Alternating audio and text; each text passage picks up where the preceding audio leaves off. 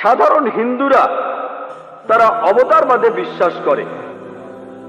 অবতার একটা সংস্কৃত শব্দ যেটা এসেছে আউ থেকে, অর্থ নিচে, এবং ত্র অর্থ ভ্রমণ করা। তাহলে অবতার মানে নিচে আসা বা নিচে পাঠানো।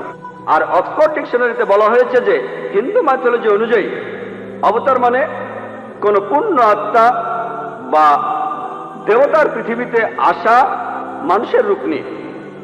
সাধারণ হিন্দুরা বিশ্বাস করে যে অবতার হলেন ঈশ্বর, যিনি মানুষের রূপ নিয়ে এই পৃথিবীতে আসেন। আর সাধারণ হিন্দুরা জানে যে মহান স্রষ্টা মানুষ হিসেবে জন্মান, অবতার হয়ে জন্মান, যাতে করে তিনি বিভিন্ন অন্যায় অবিচারের প্রতিবাদ করতে পারেন আর তার ধর্মকে তিনি রক্ষা করতে পারেন। এই পৃথিবীতে তিনি মানুষ হিসেবে নিচে এসেছেন মানুষের বিভিন্ন আইন প্রতিষ্ঠার জন্য, কি করবে আর করবে না এই নির্দেশ দেওয়ার জন্য। এই ধারণা তারা পেয়েছে আসলে ভগবত গীতার একটি অনুচ্ছেদ থেকে।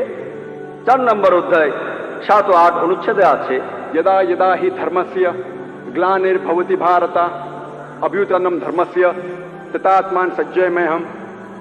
এই অনুচ্ছেদটা খুবই কমন, আর এটা দেখানো হয় মহাভারত সিরিয়াল টিভিতে শুরুর আগে। এর অর্থ যখনই কোথাও ন্যায়পরায়ণতার অবক্ষয় হবে এই ভারতে এবং অন্যায় অবিচার বৃদ্ধি পাবে, আমি তখনই উপস্থিত হব।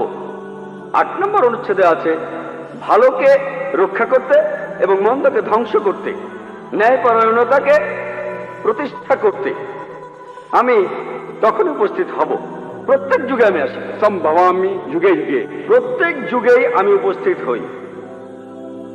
এই অবতারদের ধারণা এটা আরো বলা আছে ভগবত পুরাণায় 9 নম্বর খণ্ড 24 অধ্যায় 56 অনুচ্ছেদে বলা হচ্ছে, যখনই পৃথিবী অন্যায় আর অবিচারে ভরে যাবে, পুরো পৃথিবী পাপে পরিপূর্ণ হবে, তখনই আমি নেমে আসব।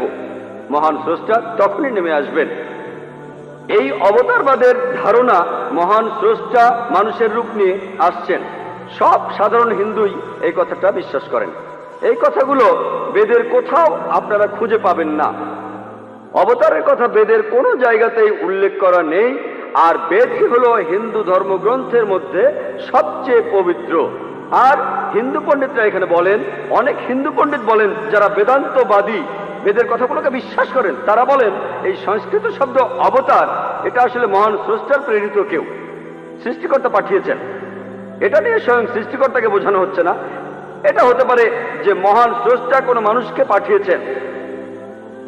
তাহলে এইসব পণ্ডিতরা বলেন আমাদের কোনো আপত্তি নেই যে মহান স্রষ্টা পৃথিবীতে কোনো